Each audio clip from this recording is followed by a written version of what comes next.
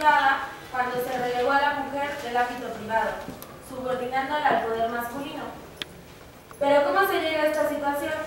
En las comunidades primitivas, la producción estaba destinada exclusivamente para el consumo y mantenimiento de sus miembros. Primaba la escasez y los seres humanos debían enfrentar las fuerzas de la naturaleza ante las cuales aún no habían desarrollado gran dominio. Cazar, pescar, recolectar frutos, cocer los alimentos, fabricar herramientas y otros instrumentos. Para desarrollar estas actividades ocupaban a todos los integrantes de la comunidad.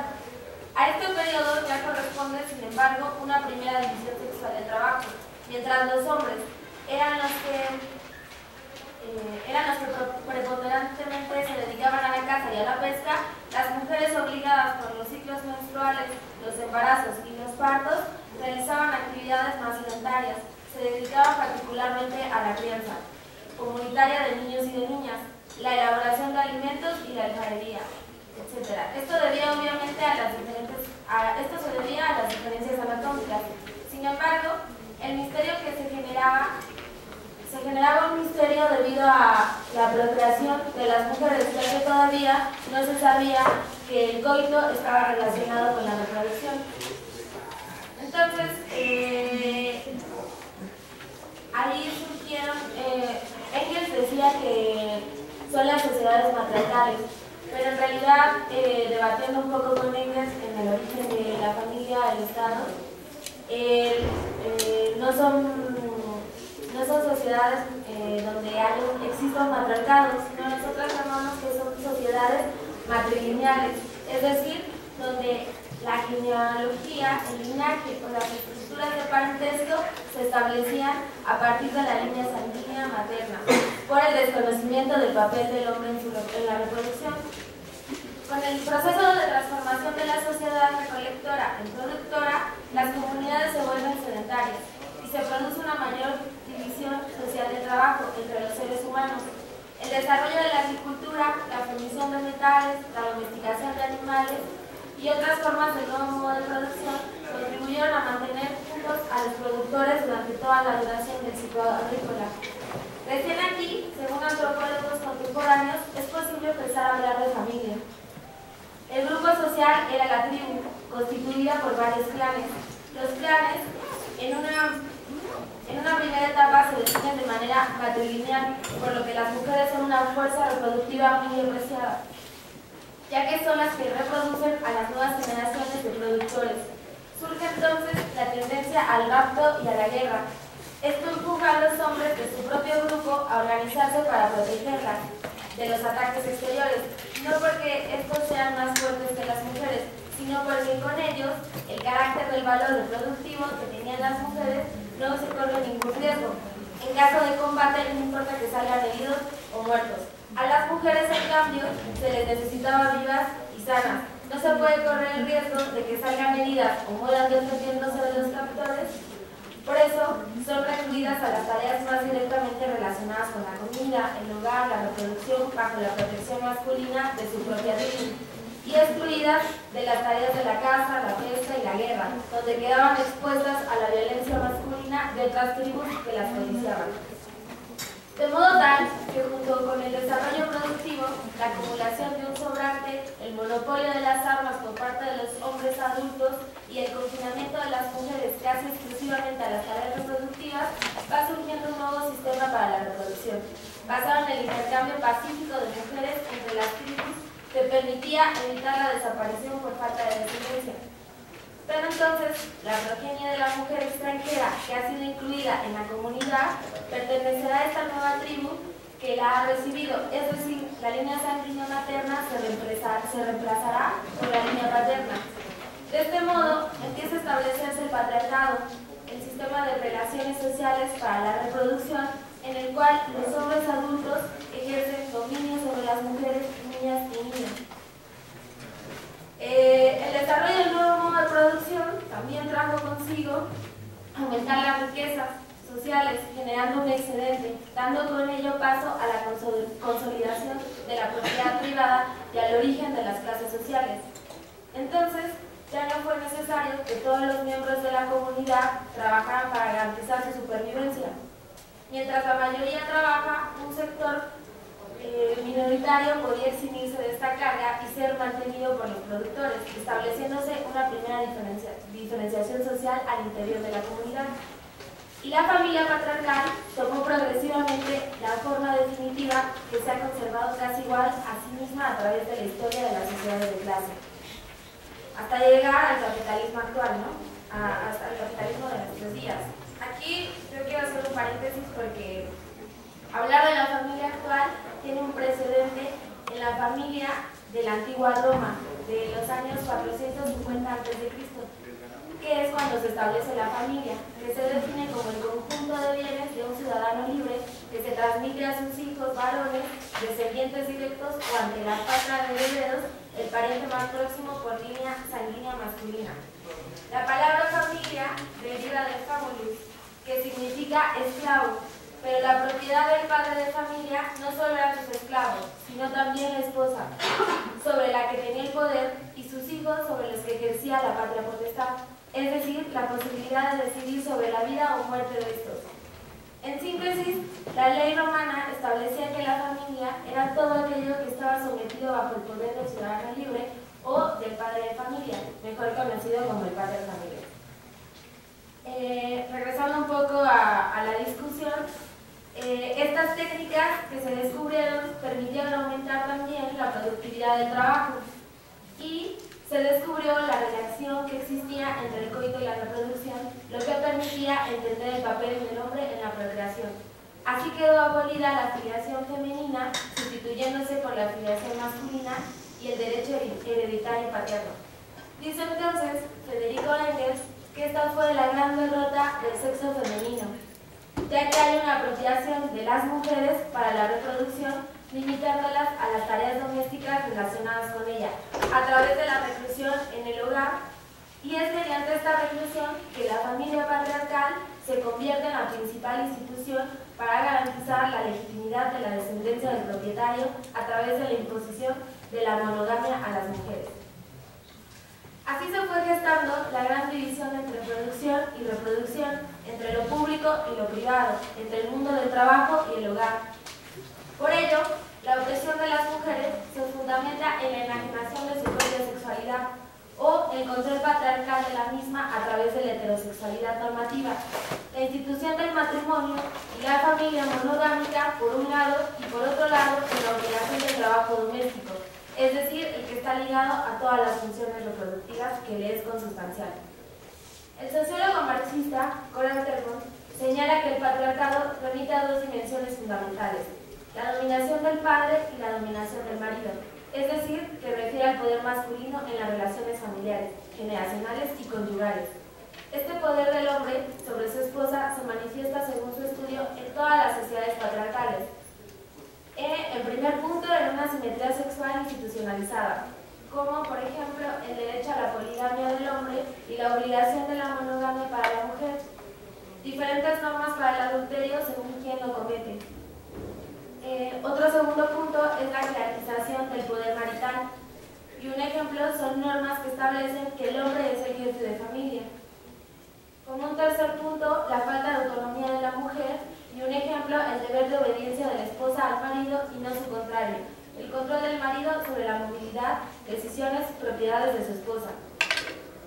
También es importante destacar, como lo señala la feminista socialista española Celia Amorós, que el patriarcado es un sistema metaestable de dominación, es decir, sus formas se van adaptando a los distintos modos de producción y otras formas de organización social e histórica, y es ejercido por individuos que al mismo tiempo son moldeados por hombres y por mujeres. Y como destaca la filósofa feminista Alicia Pulero, el patriarcado es un sistema sustentado en la coerción, pero también en el consenso, es decir, que la asunción como propio deseo de la norma imperante tiene un papel fundamental en la reproducción de las relaciones patriarcales. Más allá de los cambios que puedan observarse en el tiempo, muchos de los cuales se debieron a la propia lucha de las mujeres contra la opresión, incluso más allá de las diferencias culturales que permitan observar distintas manifestaciones de este fenómeno, en esta construcción milenaria de las mujeres como un grupo social subordinado es donde radica la explicación de que sean las víctimas de las más variadas formas de violencia, abusos, humillaciones y degradaciones. También de la construcción de cierta subjetividad que las feministas de los años 70 definieron como género, para poner en evidencia que los rasgos y características atribuidos a las mujeres o al ser femenino, tanto como los correspondientes al género masculino, son una construcción social e histórica, establecido bajo determinadas relaciones de poder y no atribuibles naturalmente al sexo biológico. Estos estereotipos de la masculinidad y la feminidad, construidos socialmente, se van acompañados de determinadas normas sociales implícitas, que por ejemplo, los varones tienen derecho al amor, cuidado y dedicación de las mujeres para satisfacer sus necesidades, sin reciprocidad. De estos estereotipos se alimentan habitualmente las formas más sutiles de la opresión que se reproducen inconscientemente en nuestra vida cotidiana. Este es como el primer punto para tratar de explicar más desde el contexto histórico cómo es que se van apropiando de la reproducción de las mujeres, ¿no? Ahora me gustaría un poco pasar a la parte de retomando un poco lo que es hoy el capitalismo y qué influencia tiene el patriarcado. Entonces, con el advenimiento del capitalismo, la familia de las clases trabajadoras se transforma casi integralmente en una unidad de asalariados. Por primera vez en la historia, las mujeres, incluso las y los niños, fueron incorporados masivamente a la producción extradoméstica. El desarrollo industrial y la producción de bienes de consumo a gran escala, con la consiguiente tendencia a la desaparición de la necesidad de la reproducción doméstica para la reproducción de la fuerza de trabajo, hicieron que Marx y Engels sostuvieran la idea de que el capitalismo destruía las bases de la familia proletaria y tendía a su desintegración. Si bien esto se puede considerar acertado en términos generales o tendenciales, también es cierto que el capitalismo incorpora la fuerza de trabajo de las mujeres a fábricas, talleres y empresas, pero sin abolir la naturalización de que el trabajo doméstico le sigue correspondiendo a las mujeres, porque en ese trabajo no remunerado radica en gran parte el sostenimiento de la familia proletaria, o dicho en otros términos, ese trabajo doméstico gratuito disminuye el costo de la reproducción de la fuerza de trabajo. Este trabajo necesario para la reproducción de la fuerza de trabajo comprende en primer lugar ciertas actividades diarias para restablecer la energía de los productores, permitiéndoles volver a trabajar. En segundo lugar, estas mismas actividades, pero para mantener a los miembros inactivos de las clases explotadas, niños, viejos, enfermos, desocupados, incluso quienes están implicados exclusivamente en estas actividades de mantenimiento como las amas en casa. Pero también para la reproducción de la fuerza de trabajo es necesario un proceso de reemplazo, de renovación generacional, que sustituya a los miembros de las clases explotadas, que mueren o ya no pueden trabajar, por otros miembros más jóvenes aptos para ser explotados. Este trabajo invisible que permite que millones de asalariados se levanten todos los días para ir a su trabajo,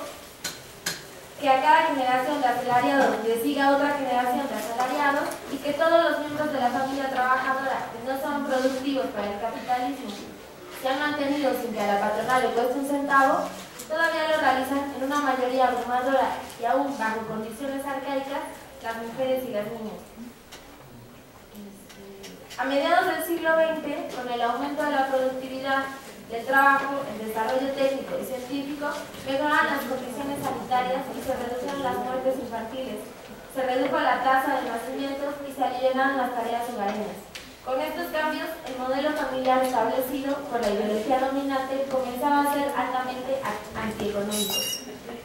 Las mujeres permanecieron en sus hogares, estaban gastando más tiempo de trabajo del necesario para la reproducción de la fuerza de trabajo. Si antes una mujer atendía a 5 o 6 niños, ahora atendía a 2. El sistema escolar y las guarderías eran mucho más efectivas, permitiendo que una trabajadora asalariada cuidara de varios niños y liberando a cambio la fuerza de trabajo disponible de decenas de mujeres que podían incorporarse a la fuerza de trabajo. Sin embargo, esta tendencia no puede llegar a realizarse completamente, es porque, en primer lugar, la plena socialización de las tareas domésticas y la crianza de los niños requiere de un alto nivel de inversión del capitalismo, algo que no está dispuesto a hacer ni siquiera en los años gloriosos keynesianos, cuando se consiguieron los más grandes niveles de beneficios sociales para la clase trabajadora y menos aún en periodos de crisis económica como el actual.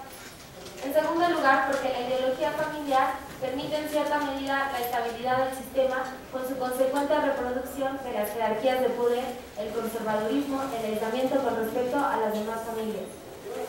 Podríamos decir que las corrientes feministas tienen dos lecturas contrapuestas y unilaterales de la relación entre capitalismo y liberación de la mujer, precisamente por la complejidad de este fenómeno que es profundamente desigual y combinado, como señalamos anteriormente, especialmente en las últimas décadas, que en el capitalismo la opresión de las mujeres adquiere niveles superiores a los históricos porque los mecanismos se hacen más sutiles, visibles y perversos, resaltando unilateralmente, por tanto, el papel del consenso que impone la cultura de masas y que haría de los individuos, grupos y colectivos sujetos inherentes totalmente imposibilitados de enfrentar las condiciones de opresión. Que en el capitalismo, el desarrollo tecnológico abre las puertas a una mayor autonomía de las mujeres a partir esencialmente de la separación del placer y la reproducción permitida por los métodos anticonceptivos, las técnicas de fertilización asistida, la proliferación de máquinas y tecnologías que convierten a las diferencias físicas entre el hombre y la mujer en algo secundario para el desempeño de múltiples actividades. Incluso el desarrollo de la medicina y la industria farmacéutica permiten crearse el cuerpo que uno desee en términos casi absolutos. Ambas posturas señalan, aunque distorsionada y parcialmente, algunos aspectos de la realidad en la que nos encontramos en el siglo XXI. Para nosotros, el capitalismo se presenta como un sistema pletórico de contradicciones. En parte, necesita de los milenarios prejuicios patriarcales para mantener la explotación de la clase trabajadora, dividiendo a las filas proletarias con la competencia de la fuerza de trabajo femenina y masculina, usando a las mujeres como un ejército industrial de reserva, pagándoles salarios menores por igual trabajo, generando propaganda patriarcal a gran escala, incluso a nivel del Estado, cuando necesita enviarlas al hogar nuevamente. Pero también necesitó desmitificar y disolver algunos de los aspectos más arcaicos del patriarcado para incorporar a las mujeres como nueva fuerza de trabajo durante la revolución industrial y las guerras mundiales, para lo que hubo que desarrollar una mayor tecnificación y por lo tanto requerir una mayor calificación del trabajo del hogar con los aparatos electrodomésticos que alivianan las tareas y minimizan el tiempo de su realización, aunque sea para facilitar la incorporación de las mujeres al trabajo productivo y permitiendo al mismo tiempo que sean ellas mismas las que sigan siendo las responsables de las tareas domésticas al interior del hogar con aparatos manuables pequeños y livianos. También desarrolló métodos anticonceptivos y legalizó el aborto, aún con el enfrentamiento de la Iglesia y otros sectores fundamentalistas, para que las cargas reproductivas no interfieran en la incorporación de las mujeres como fuerza de trabajo. Todo esto, claro, está mediado por las luchas de las propias mujeres, por conseguir mayores grados de autonomía y por la lucha de clases en general. La situación actual es mucho más compleja y diversificada que en los tiempos de Marx y de Engels. Insistimos en su carácter residual y combinado, precisamente porque las mujeres han alcanzado recién en el último siglo, ya a escala planetaria,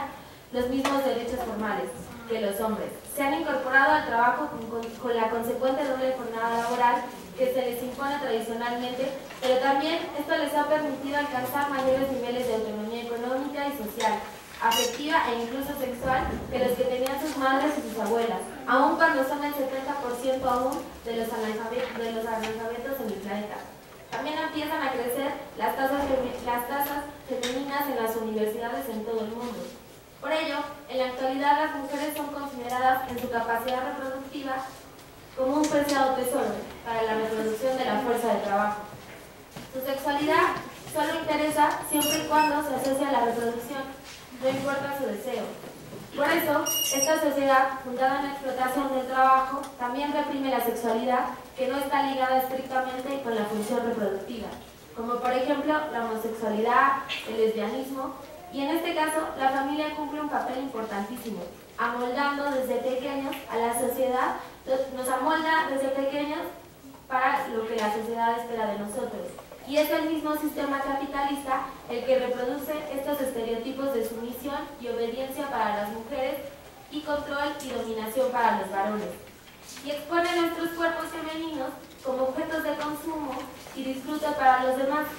Y no es casualidad entonces que la violencia doméstica sea ejercida en la inmensa mayoría de los casos por los varones contra las mujeres. No se trata de ninguna predisposición congénita maligna, sino de uno de los productos más aberrantes de esta sociedad,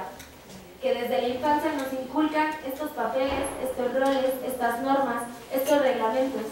que ella me engaña con otro, que él se vistió con ropa provocativa, que no cuida a los niños, que no se quedó todo el día en casa, que no me hace caso, y pues así va a ver quién manda. Todo esto, como señalaba Engels, la familia es la institución de esta sociedad de clases que determinó y mantiene la opresión a las mujeres. Sin embargo, la familia no cumple esta función del mismo modo entre las clases dominantes que entre las clases subalternas. Para la pequeña burguesía, hablando como más de los pequeños propietarios, la familia es una unidad productiva en la que todos sus miembros cooperan. Para los explotadores, la familia es fundamentalmente aquella institución a través de la cual transmiten hereditariamente su riqueza de una generación en otra. Pero también los capitalistas obtienen otros beneficios de la familia,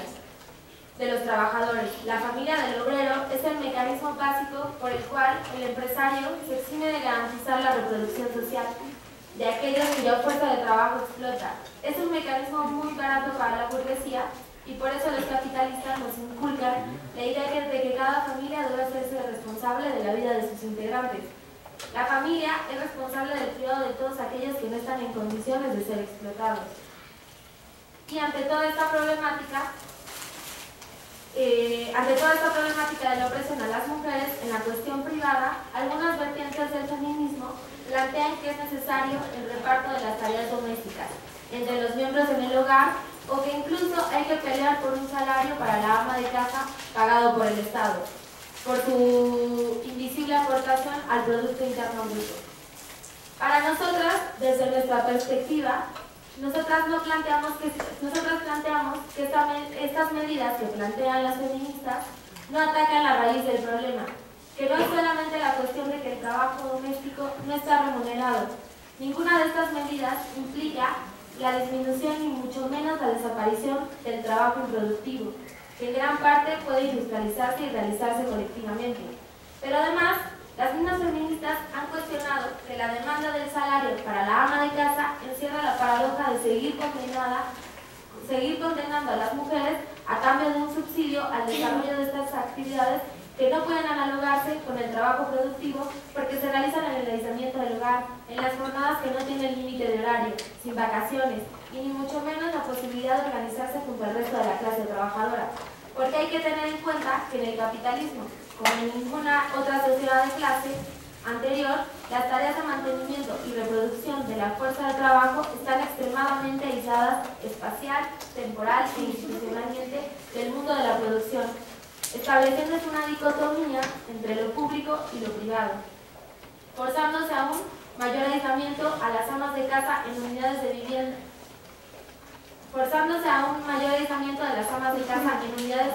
familiares cada vez más individuales y restringidas. Por eso, ante esto, nosotras planteamos el reparto de horas de trabajo entre todas las manos disponibles, con un salario equivalente a la canasta familiar, mientras exigimos un subsidio para todas las personas desocupadas, entre las que contamos a decenas de miles de amas de casa, de familias trabajadoras y del pueblo pobre, al igual que un salario por igual trabajo. Enfrentamos así a los capitalistas que utilizan a las amas de casa como una reserva de fuerza laboral contra los trabajadores y trabajadoras ocupados y sus salarios. Pero también planteamos que las tareas que hoy realizan gratuitamente las mujeres en el ámbito privado, en su hogar, se transforman en el trabajo asalariado fuera del hogar, alivianando esta pesada carga que recae exclusivamente sobre sus espaldas. Por eso exigimos guarderías y escuelas gratuitas financiadas por el Estado, abiertas las 24 horas del día, para poder afrontar el cuidado de las niñas y los niños. Servicios sociales de buena calidad como restaurantes, casas de comida para llevar, lavanderías, todo esto subsidiado desde el Estado.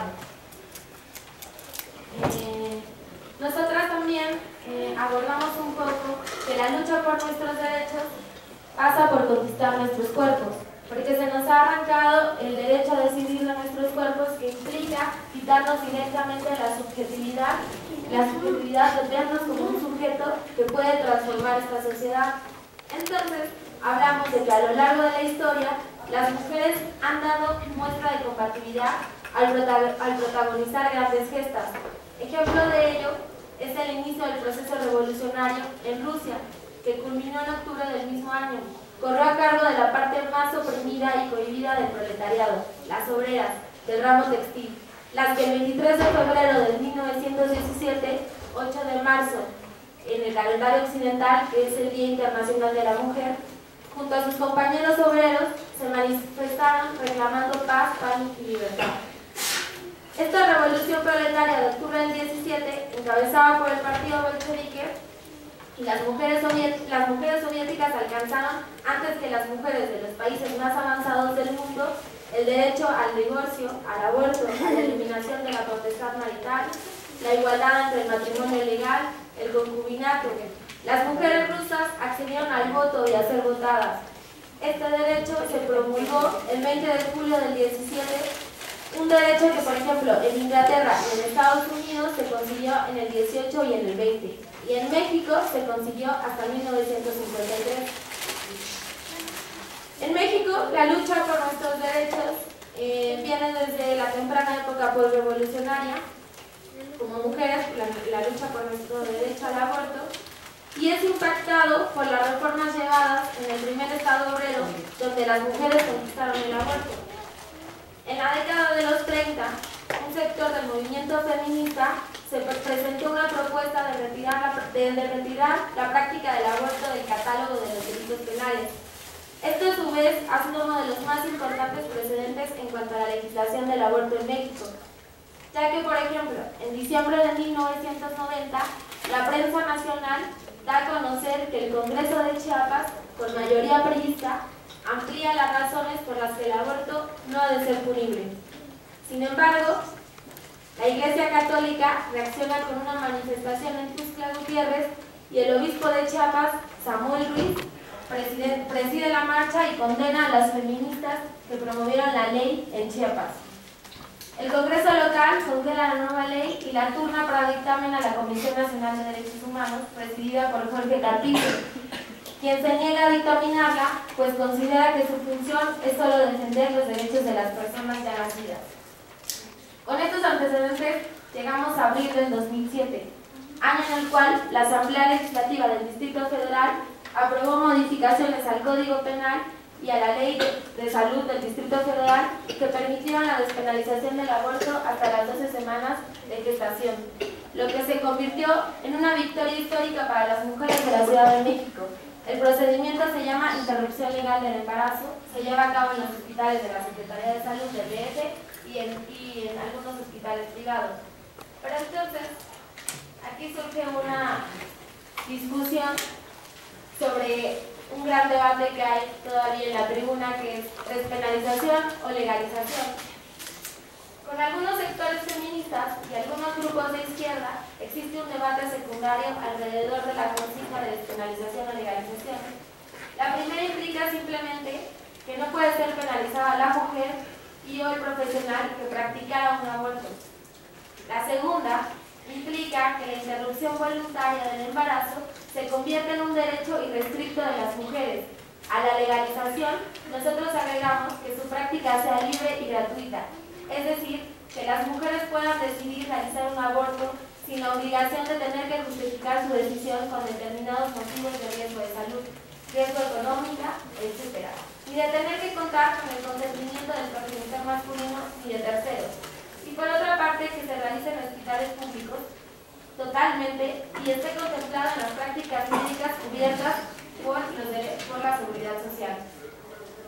Es decir, en la actualidad, aunque hubo una despenalización del aborto, en realidad sigue siendo muy limitada porque son pocos los hospitales que dan la atención y el procedimiento que se utiliza para la interrupción del embarazo es muy arcaico todavía. Entonces, en la actualidad, con la despenalización del aborto hasta las 12 semanas, es una victoria que el movimiento de mujeres logró, pero que el PRD utilizó como botín político. y esto desató a su vez una ofensiva de la Iglesia. Muestra de ello es la aprobación de leyes reaccionarias cabildeadas e impulsadas por la Iglesia y retrógradas organizaciones civiles ligadas a ella como Provida y la Asociación Nacional de Padres de Familia. Es decir, a partir de la aprobación de la interrupción del embarazo hasta la 12ª semana en el DF, se han impulsado reformas constitucionales en 19 entidades del país para proteger la vida desde la concepción, las cuales criminalizan a las mujeres por aborto, bajo cargos de homicidio con penas de hasta 35 años de cárcel, reduciendo a las mujeres a cosas, tratándonos como incubadoras, donde un fragmento de célula de nuestro cuerpo se convierte en una persona, con un supuesto derecho que se opone al nuestro. Esto constituye una muestra de la falta de derechos sexuales y reproductivos que tenemos, ya que se rechaza promover la educación sexual en las escuelas y se niega el derecho al matrimonio a la comunidad sexodiversa, lo que se ha grabado bajo la alianza reaccionaria entre la Iglesia y el Estado, fortalecida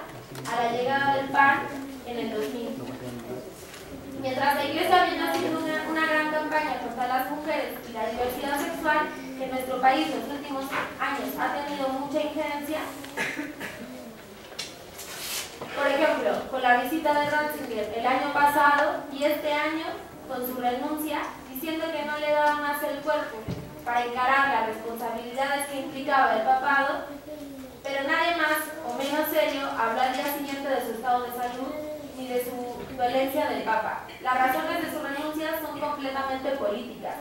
Los innumerables escándalos de pederastía, abusos sexuales contra niños y estafas bancarias, junto a la lucha interna entre distintas facciones por el poder, tienen a la Iglesia Católica sumergida en una crisis profunda que ha llevado por primera vez en siglos a la renuncia de un Papa.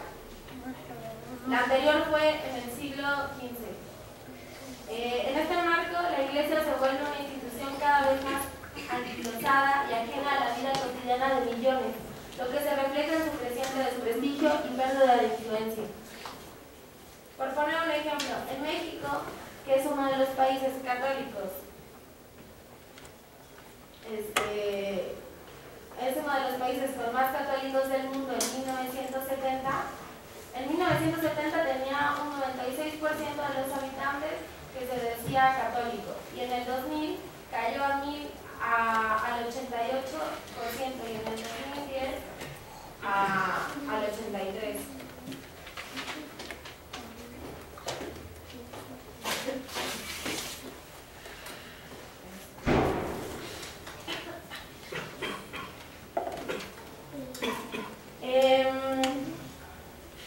En realidad, en nuestro país vemos cómo hubo una falsa separación de la Iglesia y el Estado, pero que permite cierta restricción a la Iglesia. Hoy en día, a partir del sexenio de Salinas de Gortari, vemos una nueva ofensiva de la Iglesia por recuperar todo su monopolio político y económico dentro de nuestro país. Esto es como una gran diferencia porque en los países sudamericanos, donde hubo dictaduras, la Iglesia tiene un peso impresionante. Y en México, aunque no existió una dictadura formalmente, en realidad la Iglesia está tratando de recuperar su homogeneidad. Tal es el caso de la reforma al artículo 24 que se presentó el año pasado en el Congreso, donde la Iglesia quería recuperar todo su poder político y público, ¿no? Donde con la falsa precepto de que era para que todos los mexicanos pudieran expresar libremente su religión, ¿no?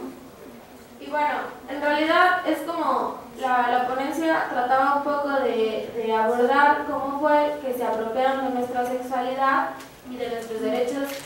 como mujeres, y también reivindicar cómo ha sido la lucha de las mujeres, porque si hoy podemos acceder a cosas como es el aborto hasta las 12 semanas acá en el Distrito Federal, anticonceptivos, a la píldora al día siguiente, incluso a poder empezar a ver nuestra sexualidad como una forma de adquirir placer y no simplemente como una forma de reproducción, tiene mucho que ver con todo el peso que tuvieron las mujeres a lo largo de la historia, peleando por estos derechos junto a sus compañeros. Entonces, ahora este 8 de marzo, nosotras también queremos recuperar esta bandera y salir a movilizarnos por nuestros derechos sexuales, ya que nosotras pensamos que parte de la lucha pasa por la recuperación de nuestros cuerpos.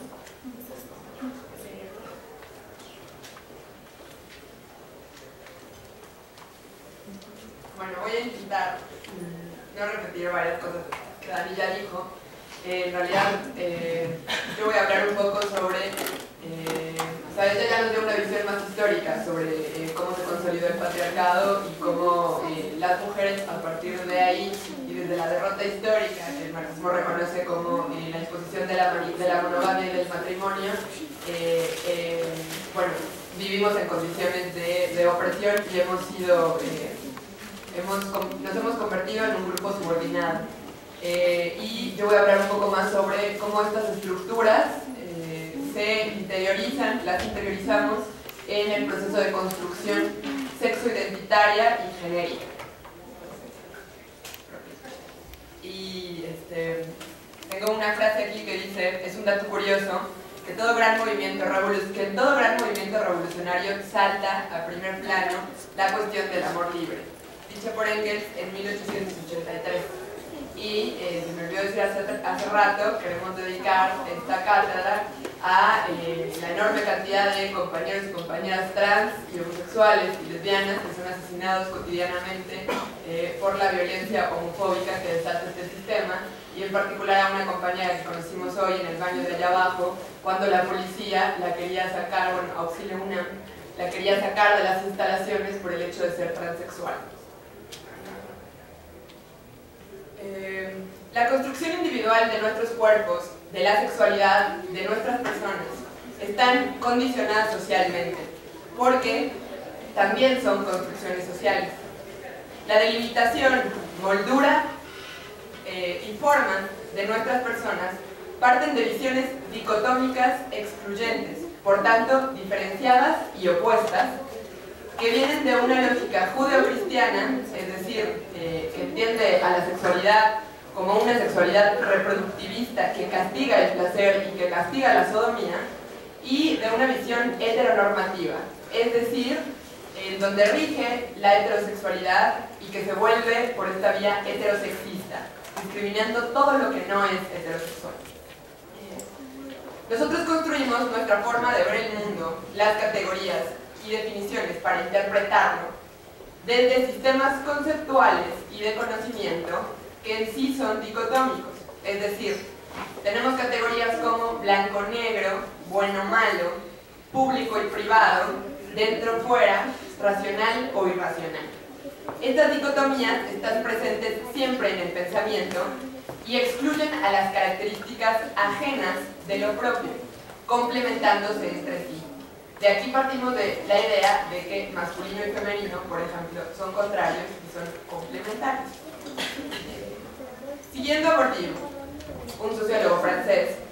los esquemas de pensamiento universales registran como diferencias naturales, es decir, objetivas, unas características de distinción, por ejemplo, en materia corporal, que hacen diferenciados a los cuerpos femenino y masculino. Son las diferencias visibles entre el cuerpo de las mujeres y de los hombres las que, al ser percibidas y construidas desde una visión androcéntrica, es decir, donde prima lo masculino sobre lo femenino, se convierten en el garante más indiscutible de un montón de significaciones y de valores que concuerdan con los principios mismos de esta visión del mundo. Con esto me refiero a que no es el hecho de la presencia del falo, del pene, o de su ausencia, el fundamento de una visión androcéntrica del mundo. Más bien, la visión androcéntrica del mundo,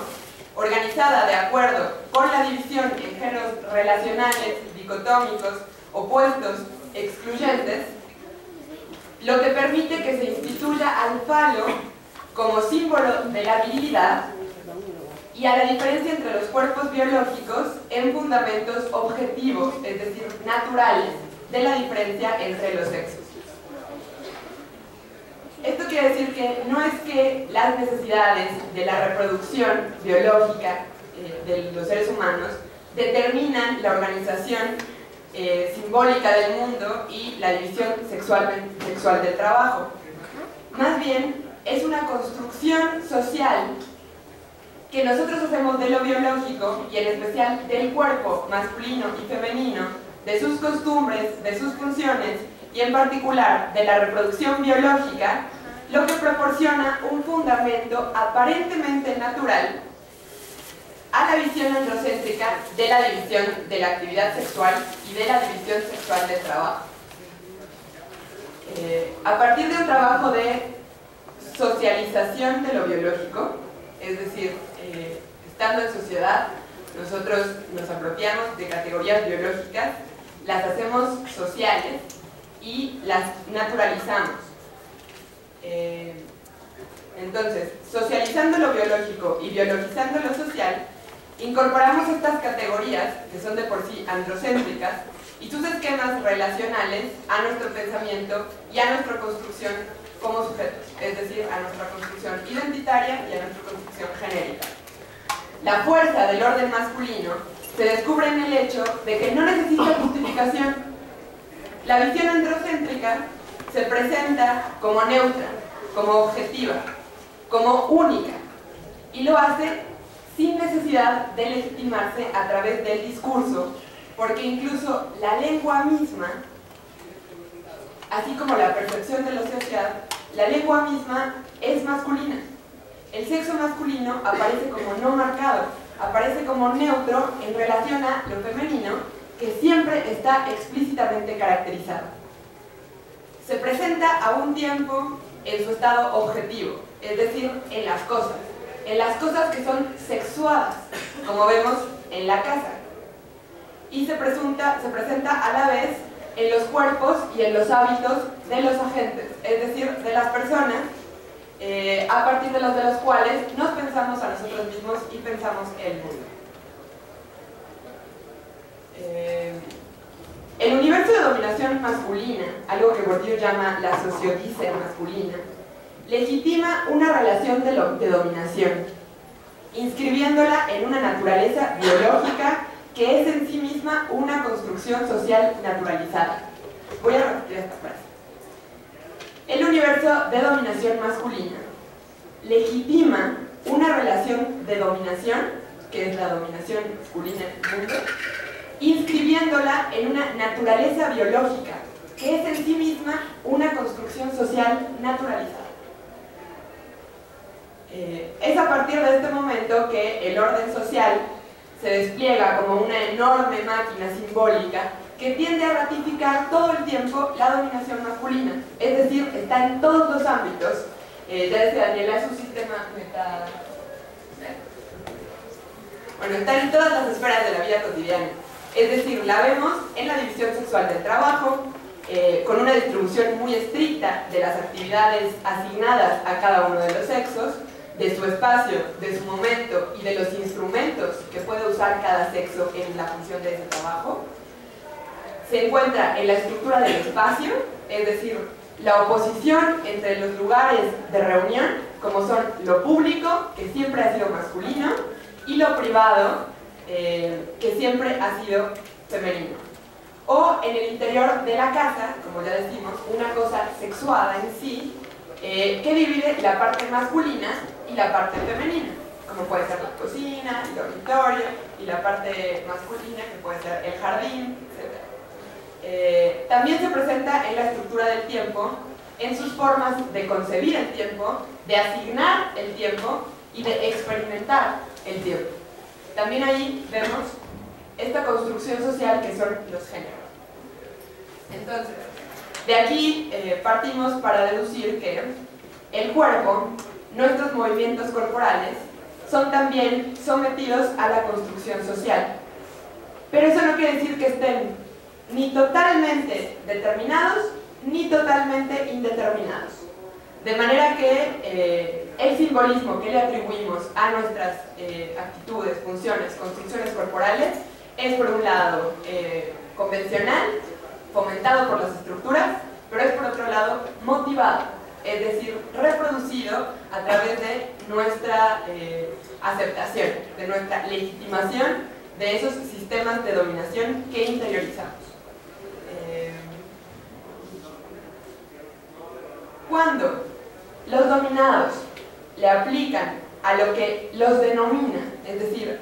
se nombran desde esquemas que son el producto de la dominación misma, que son el producto de esas estructuras masculinas, sus actos de conocimiento son necesariamente actos de reconocimiento de la dominación. Es decir, cuando nosotros nos construimos y no cuestionamos desde dónde nos construimos y cómo estos esquemas responden a un sistema patriarcal del mundo, nosotras y nosotros nos seguimos construyendo sobre la base de una visión androcéntrica y heteronormada, y además dicotómica, que casualmente, además de oponer lo masculino a lo femenino, subordina lo femenino a lo masculino. A la mujer y a lo femenino, constituidos como entidades negativas, es decir, que son definidas únicamente por defecto, sus virtudes solo pueden afirmarse mediante una doble negación. Nuestra moral, la moral femenina, se impone, sobre todo, a través de una disciplina constante que concierne todas las partes de nuestro cuerpo, que recordamos y ejercemos cotidianamente mediante la presión de las ropas, de un cierto modo de zapatos y de la presión sobre las cabelleras. Todas estas codificaciones, aparentemente simbólicas, aparentemente naturales o accidentales, normalizan una ética en nuestros cuerpos, es decir, son corporalizadas en nuestros cuerpos.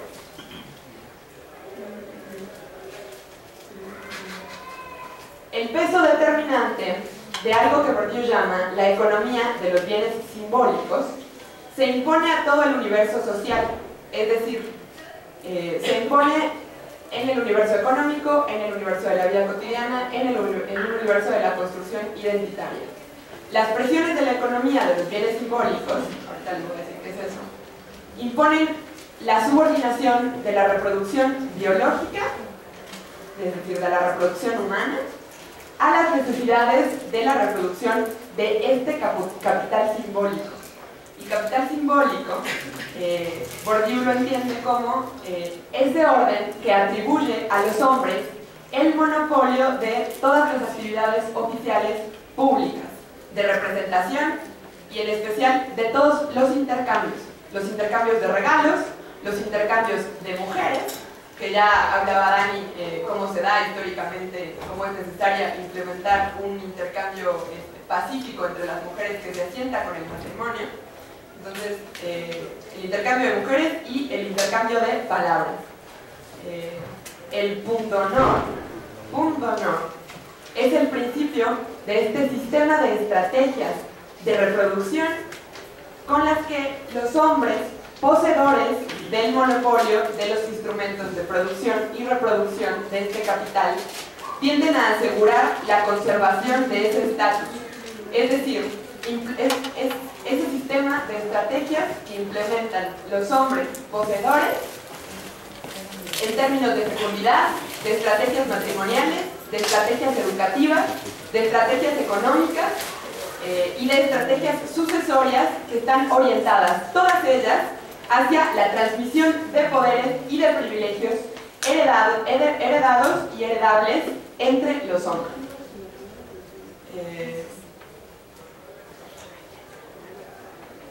Digamos que si lo planteamos así en forma de rompecabezas, vamos uniendo las líneas, las piezas, y la circularidad perfecta del proceso indica por sí mismo cómo es una atribución arbitraria. El tabú del incesto de Lévi-Strauss,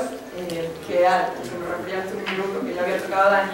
es el acto fundador de la sociedad, en la medida en que supone el imperativo del intercambio, entendido como comunicación equivalente entre hombres. en el que las mujeres nos volvemos moneda de cambio, instrumento de la política masculina. Es la institucionalización de la violencia mediante la cual las mujeres somos negadas como sujetos. Y a la par de estas estructuras que los hombres implementan, se van generando diferentes instituciones que legitiman, garantizan y reproducen esa dominación. Como ya contaba Dani, el papel que ha jugado la familia, el papel que ha jugado la iglesia, el papel que ha jugado el Estado y el derecho, para seguir garantizando la opresión y la subordinación de las mujeres. Del sexo del cuerpo, es decir, si somos hombres o mujeres, partimos entonces para la construcción social de nuestros géneros. El género es la atribución de características específicas que se hacen a partir del sexo, es decir, de pensar el cuerpo como espacio sexual. Estas características, ya decíamos, respondiendo a este orden dicotómico del mundo, son contrarias y están jerarquizadas. Lo femenino es contrario a lo masculino y está subordinado a esto. A partir del sexo, se nos atribuyen tareas, comportamientos, características, posiciones y definiciones alrededor de las cuales nos construimos. De aquí se desprende una definición diferenciada de los usos legítimos del sexo, del cuerpo. Es decir, a partir de esta visión de que hay géneros y que cada género tiene características y atribuciones particulares, se desprende una visión que legitima un uso específico del cuerpo. Si eres mujer, puedes hacer tal uso de tu cuerpo. Si eres hombre, puedes hacer tal uso de tu cuerpo. Esta diferenciación, ¿no? este uso legítimo, evidentemente responde a la visión judeocristiana de la sexualidad heterosexual que ya mencionábamos. Es decir, parte de una visión en donde la familia tiene que estar integrada por una mujer y un hombre, y parte de una visión en donde lo que no sea heteronormativo, lo que no responda a relaciones homoeróticas, a relaciones eróticas entre hombres y mujeres, es decir, todo aquello que entre dentro de la diversidad sexual es negativo y está metido en una bolsa en contradicción con la sexualidad heteronormativa. De esta manera, vemos como nuestro cuerpo, el cuerpo de las mujeres y el cuerpo de los integrantes de la comunidad LGBT se convierte en un campo de batalla, en un espacio de conflicto. Ante la moral sexual burguesa, que es hipócrita a todas luces, porque podemos ver por miles de lugares cómo la burguesía no cumple lo que castiga y lo que pregona, no es casual que las primeras luchas de la diversidad sexual hayan sido por la visibilización, es decir, por la conquista del espacio colectivo y su correlato en la política y en el discurso estatal. Todo lo que se llama la lucha por los mismos derechos con el mismo nombre, que en sí, por ejemplo, hoy el hecho de que la diversidad sexual tenga un día para movilizarse, para salir, vestida como quiera y de fiestas, es una conquista que costó sangre. También el cuerpo, a partir de esta visión de la represión de la sexualidad, de la represión y de la delimitación del cuerpo femenino, de lo femenino en sí en el mundo, el cuerpo de los oprimidos puede ser un espacio en donde podemos rastrear la lucha entre la identidad sexual que construimos nosotros de manera subjetiva, de manera individual, acorde a nuestras necesidades y gustos, es decir, la que es motivada, y la construcción sexoidentitaria que es impuesta, es decir, que responde a esos tipos ideales de hombres y mujeres a los que, digamos, todo el orden social nos orilla a que tengamos que parecer. En el capitalismo, y aquí llegamos a la parte interesante, el cuerpo está en disputa porque se vuelve mercancía. Y no cualquier mercancía, es una mercancía altamente rentable que sirve para el consumo, para el goce y para el disfrute de los otros. De los otros, entendiéndolos como aquellos que pueden pagar por la mercancía. Sin embargo, el neoliberalismo ha transformado radicalmente la explotación sistemática del cuerpo y de la sexualidad como mercancía. Hemos visto la extensión y el fortalecimiento de las redes de trata, que mediante la esclavitud sexual, la prostitución y la pornografía han arrojado miles de millones de dólares anuales de ganancias sobre la base de la explotación sexual de miles de mujeres, niños y niñas. Hemos visto cómo también se ha vuelto el cuerpo un campo propicio para la especulación científica, que deja mucho dinero: vientres de alquiler, experimentaciones en reproducción asistida, cambio de sexo, operaciones de este tipo, que no cualquiera puede pagar y que generan altos ingresos para la industria médica. Hemos visto cómo la creciente penetración de los medios masivos de comunicación e Internet, la cultura de la imagen, el desarrollo de las posibilidades quirúrgicas han transformado no solo el cuerpo de las mujeres, sino más recientemente también el cuerpo de los hombres, especialmente en las grandes metrópolis, en un producto que está disponible para la venta y dispuesto todo el tiempo para ser consumido. Al tiempo que a las mujeres y a los hombres nos reducen a meros consumidores de esas mercancías. Hemos presenciado la incorporación de la población LGBT al mercado sexual, orillando, por ejemplo, particularmente a las y los trans a trabajar, si se le puede llamar así, a vivir en condiciones de prostitución. Hemos visto cómo el mismo capitalismo se apropia de la población consumidora LGBT, construyéndole y generándole un espacio para consumo propio, con nuevas presiones de normalización y presiones que a la larga dividen el interior del movimiento.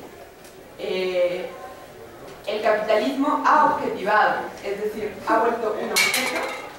el cuerpo masculino, en tanto erotizante femenino,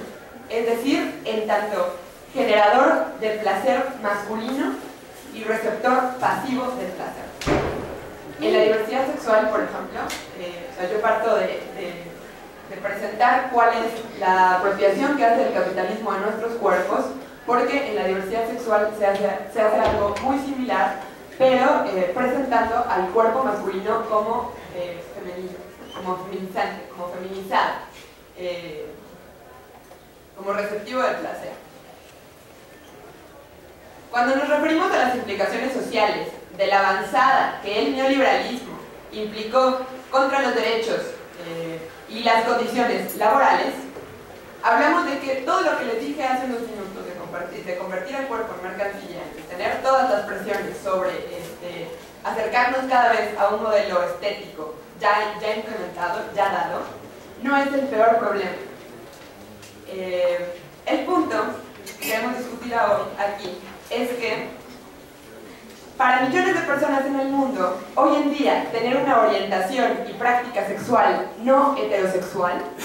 implica una profundización en su condición de explotada, de asalariada, porque enfrentan trabajos con menor estabilidad, con peor salario, donde el acoso, el hostigamiento y la violencia sexual están a la orden del día, donde la discriminación y la marginalización de la diversidad sexual que genera su opresión, así como la opresión de otras minorías tipo la población negra, la población migrante o las mujeres, son utilizadas por el capitalismo para profundizar la extracción de ganancia de estos sectores. El capitalismo, como diría una de nuestras camaradas en Argentina, Andrea Beatriz, que también es dirigente de Pan y Rosas allá, el capitalismo es la discriminación sistemática en la explotación y la explotación sistemática de toda forma de discriminación. El Estado, las instituciones médicas y psiquiátricas, las instituciones jurídicas, todo está organizado de modo tal que promueve la heterosexualidad estable, procreativa, y estigmatizan, desaniman, reprimen y hasta anulan otras formas de sexualidad, muchas veces definiéndolas como anormales, como patológicas o como irresponsables. En tanto que la heterosexualidad siga siendo definida como la norma por el Estado, por sus instituciones, las personas de la comunidad sexodiversa serán discriminadas y marginadas, explícita o implícitamente. Las leyes represivas y la discriminación social generalizada refuerzan esta operación en casi todo el mundo. Su eliminación, es decir, la eliminación de estas discriminaciones, no puede lograrse simplemente mediante el combate contra la discriminación social y por la derogación de leyes represivas. La única manera de evitar la perpetuación de estas relaciones de dominación, de subordinación y de discriminación es echando abajo las bases estructurales que posibilitan esta visión ideológica del mundo.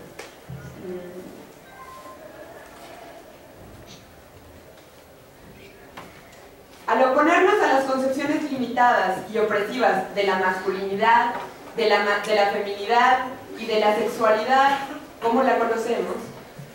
nos planteamos la tarea de trabajar por una sociedad en la que el género deje de ser una categoría central para la organización de la vida y donde los conceptos de heterosexualidad u homosexualidad, en la medida en que sigan existiendo, dejen de tener consecuencias legales y económicas. Queremos transformar la idea tradicional de familia, rompiendo con sus preconcepciones patriarcales y construir nuevas formas variadas de hogares y de cooperación entre las comunidades, creando nuevos lazos de amistad, de solidaridad y de relaciones erótico-afectivas. Acabar con el racismo, con la homofobia, con el machismo, sin destruir las instituciones existentes, pilares de esa desigualdad y garantes de esa opresión, es imposible. Dejar de lado que estas instituciones responden a la estabilidad y al status quo de la burguesía y centralmente de la burguesía masculina es tener una visión sesgada de cómo resolver el problema. Lo que queremos expresarles hoy es que la lucha por los derechos de la diversidad sexual está íntimamente ligada a la lucha por la expropiación de la burguesía, porque este sistema, que es funcional a ellos, que reproduce, legitima y garantiza la dominación, sigue garantizando que los dueños de los medios de producción se apropien de esas opresiones construidas por ellos mismos para superexplotar a la clase trabajadora, colocando a los sectores oprimidos en los peores puestos de trabajo, manteniéndolos marginados y precarizando cada vez más sus vidas. Este es el mayor reto. Dejar de vernos como individuos aislados, como grupos marginados, minoritarios, es decir, dejar de vernos como mujeres, aunque no somos minoría, pero el movimiento de mujeres se suele ver aislado. Dejar de vernos como mujeres, dejar de vernos como diversos sexuales, dejar de vernos como negros, como indígenas, como campesinos, es el primer paso para neutralizar la política de división que tiene la burguesía, que tienen sus gobiernos y que tienen las patronales. Es escandaloso, por ejemplo, el pronunciamiento de la tercera fuerza política en Grecia, un partido neonazi llamado Aurora Dorada, que declaró contra los homosexuales en días pasados que después de los migrantes, ellos serán los siguientes. O la multitudinaria movilización en Francia, que vimos hace un par de semanas, con 400.000 personas saliendo a las calles a evitar la aprobación del matrimonio entre personas del mismo sexo. Es escandaloso el aumento de los crímenes de odio que hemos visto en el último periodo y que coloca a México en uno de los primeros lugares en asesinatos por homofobia. Todo esto y cómo la violencia contra la diversidad sexual y contra las mujeres se ha profundizado en el último periodo y sobre todo ha dado un salto escandaloso con la militarización del país, está directamente ligada a la crisis económica y a los planes que esta burguesía y sus gobiernos tienen para salir de ella, que es sobre la base de planes de austeridad, de ajustes y de reformas estructurales que avanzan sobre nuestros derechos, que profundizan nuestra precarización en la vida y que fomentan los rasgos más descompuestos del capitalismo, como son el asesinato de mujeres y el asesinato de sexo disidente. Desde Pan y Rosas, la agrupación que impulsa esta cátedra, desde la Juventud Anticapitalista, Socialista y Revolucionaria, que es un espacio donde Pan y Rosas participa con un montón de jóvenes de diferentes escuelas y trabajadores, no partimos de cero. En nuestra lucha por la emancipación sexual, así como por derribar el capitalismo, no partimos de cero. Queremos recuperar lo más avanzado de la organización LGBT, lo más combativo de su lucha. Defendemos conquistas históricas que fueron arrancadas con la movilización y la presión callejera, como los programas de salud pública para la población VIH positiva o el matrimonio igualitario en algunos países, como es aquí en la ciudad del Distrito Federal.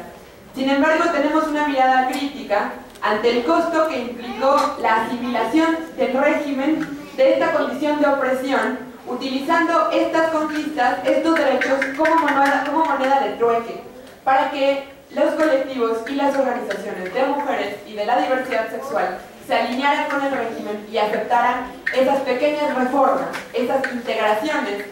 al derecho de un régimen burgués, mochando su filo combativo, es decir, ofreciéndoles tratamientos de salud, que son una conquista, ofreciéndoles matrimonio igualitario, ofreciéndoles sin garantizarles los mismos derechos con el mismo nombre, con la condición de que dejaran de movilizarse y presionar en las calles de manera combativa por la transformación radical de sus condiciones de vida. Sobre la base de que este periodo de crisis, guerras y revoluciones, reabierto con la crisis económica del 2008, somos conscientes de que estas concesiones que la burguesía ha otorgado con la mano izquierda, nos las va a arrebatar con la derecha cuando se trata de salvar su pellejo y destinar todos sus recursos a la perpetuación de este modo de producción. Este ejemplo lo tenemos en el Estado español, donde, a merced del recorte del gasto público por las llamadas reformas estructurales, por el plan de austeridad para salvar la crisis, lo primero que arrancó como derecho fue que el Estado se hiciera cargo del aborto libre, seguro y gratuito. Es decir, para ahorrarse dinero y poder seguirlo invirtiendo en el rescate de sus bancos, anuló una conquista histórica del movimiento de mujeres, que es el hecho de que el Estado garantice nuestra libre decisión sobre nuestros cuerpos. Como les decía, recuperamos lo más avanzado y lo más combativo del movimiento LGBT, que en clave anticapitalista y revolucionaria se organizó por sus derechos a finales de los 60, cuando miles de travestis, transexuales y homosexuales enfrentaban a la policía neoyorquina en las calles porque los asesinaban diariamente y levantaban barricadas para su seguridad, replegando a las fuerzas represivas en Stonewall. Reivindicamos a los grupos de la disidencia sexual que, rompiendo con todo prejuicio que lleve a creer que el machismo de la clase obrera no puede combatirse, se solidarizaron activamente con huelgas industriales, yendo a fortalecer las tomas y nutriendo las movilizaciones, avanzando cualitativamente en la solidaridad de clase que ha sido minada por la burguesía por representar el mayor peligro contra su dominio. Las jóvenes que impulsamos esta cátedra nos proponemos también la tarea de elevar nuestra conciencia junto a la clase trabajadora acerca de la importancia de estar en la primera línea de frente en la lucha por las demandas democráticas, como son el matrimonio igualitario, el derecho al aborto, el voto, porque nos parece que soltar la solidaridad y la unidad en una alianza estratégica entre la clase obrera y las clases subalternas y los sectores oprimidos, es decir, entre los trabajadores y las mujeres y los negros y los indígenas y los campesinos y la diversidad sexual, representa la clave para cambiar la correlación de fuerzas con la burguesía. Y además, a partir de ahí, combatimos también los restos que quedan de la política stalinista dentro de la izquierda internacional, que negó toda conquista de la que ya hablaba Dani, toda conquista que se obtuvo con la toma de poder en 1917 y que presentó a la homosexualidad como una práctica pequeño burguesa, como una práctica patologizada que la persiguió, la castigó e incluso implementó medidas clínicas para combatirla y curar a los enfermos. Nosotros reivindicamos lo mejor del marxismo y la capacidad que tiene para convertirse en una herramienta de emancipación, de lucha para derrotar a la burguesía y a sus gobiernos, pero esta es una parte que no reivindicamos en nuestra tradición, porque las feministas, el movimiento de mujeres, el movimiento de la diversidad sexual, se desencantó del marxismo cuando empezó a confundirlo con el estalinismo. Vemos como imprescindible que las mujeres y el movimiento LGBT nos organicemos de manera independiente del Estado, de sus instituciones y de los diversos partidos del régimen, que son representantes de su clase. Porque las mujeres y los grupos marginados experimentamos de manera diferente la opresión que se cierne sobre nuestros cuerpos, y para entender por qué la experimentamos de manera diferente necesitamos un análisis de clases. Porque no es lo mismo ser una mujer en México caminando a las 10, 12 de la noche en una zona de la periferia urbana, oscura, precarizada, con alto índice de violencia, que pasar por ahí en tu camioneta. Porque no es lo mismo trabajar como transexual en la calle o en un establecimiento público que hacerlo en una oficina donde todos tienen altos títulos escolares y el respeto y la tolerancia es algo que se fomenta.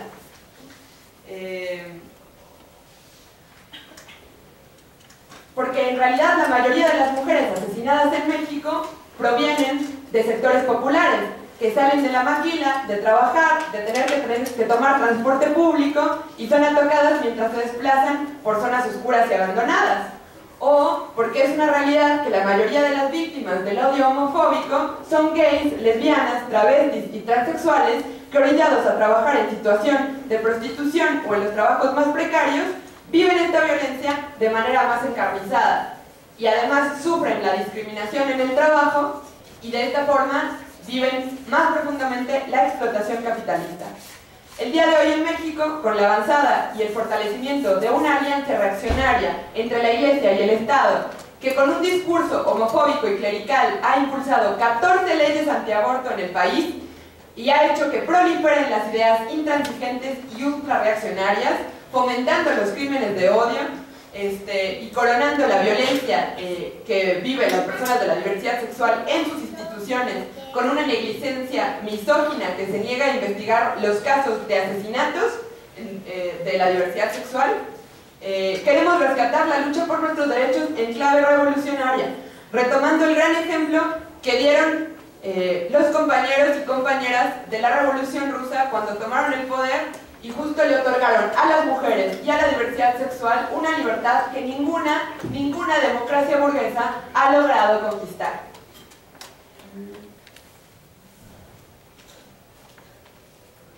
Tenemos que echar abajo todo resquicio legal, institucional, jurídico y en sus bases estructurales, es decir, en la forma de la moral burguesa y de su visión represiva de la heterosexualidad y de la heteronormatividad en la sexualidad. Tenemos que dejar de perseguir y castigar la homosexualidad y abrir debates profundamente fértiles, como lo hicieron en la Revolución Rusa, sobre cómo podemos repensarnos como sujetos, como personas, y nuestra forma de relacionarnos, nuestra forma de construir relaciones erótico-afectivas. El feminismo ha hecho un ejercicio de deconstrucción de categorías, conceptos y modelos epistémicos que han sido históricamente androcéntricos. Hoy nosotras queremos hacer eso con la teoría feminista. Queremos apropiarnos de sus categorías desde el marxismo revolucionario, porque el movimiento de mujeres y el movimiento de la diversidad sexual, como ya les decía, han desechado esta herramienta que para nosotros nos brinda la estrategia en la lucha por nuestra emancipación. Creyéndose el discurso de la desaparición de la clase obrera, del fin de la historia, de la derrota del marxismo,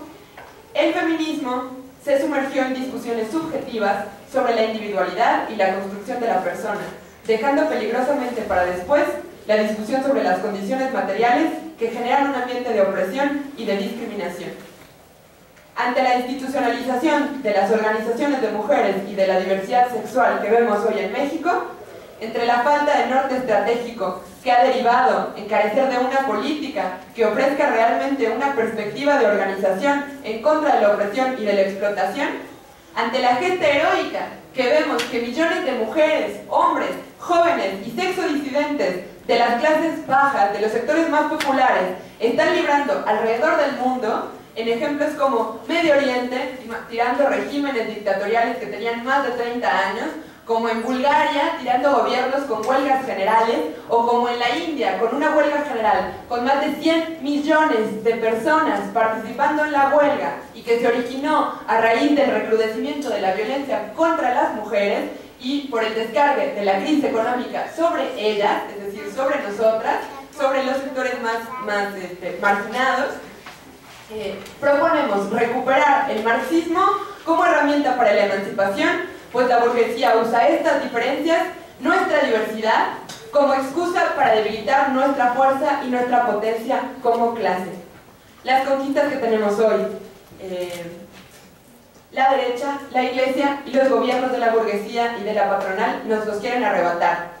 Solo en las calles, movilizándonos de manera combativa y recuperando el espacio público, el espacio colectivo, podremos defendernos. Es por esto que Pan y Rosas, la Juventud Anticapitalista, Socialista y Revolucionaria, y los y las militantes de la Liga de Trabajadores por el Socialismo, que levantamos estas dos agrupaciones junto a estudiantes y jóvenes trabajadores independientes,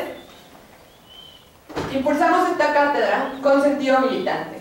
Nosotros queremos poner a discusión que para frenar el asesinato de mujeres y los crímenes de odio, para frenar el asesinato sistemático de los y las luchadoras sociales, el primer paso es salir a las calles de manera organizada, de manera independiente del régimen y combatiendo porque no nos arrebaten lo que es nuestro. Este 8 de marzo hacemos un llamado a que nos movilicemos unitariamente las organizaciones de mujeres, las organizaciones de la diversidad sexual, las organizaciones juveniles, sobre todo estudiantiles, y las organizaciones de trabajadores sociales y populares, para demostrar que no estamos aislados, que no nos vemos como luchas divididas y que el gobierno no logrará debilitarnos,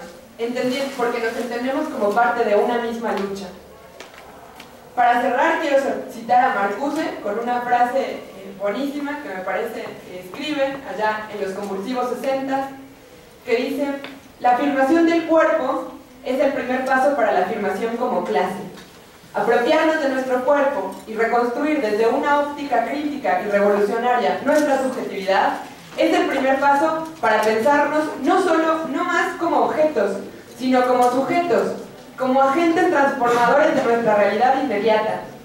Desde la agrupación de mujeres Pan y Rosas queremos el pan, queremos las rosas, queremos todo, pero sobre todo queremos invitarlas e invitarlos a ocupar nuestros cuerpos y a recuperar las calles.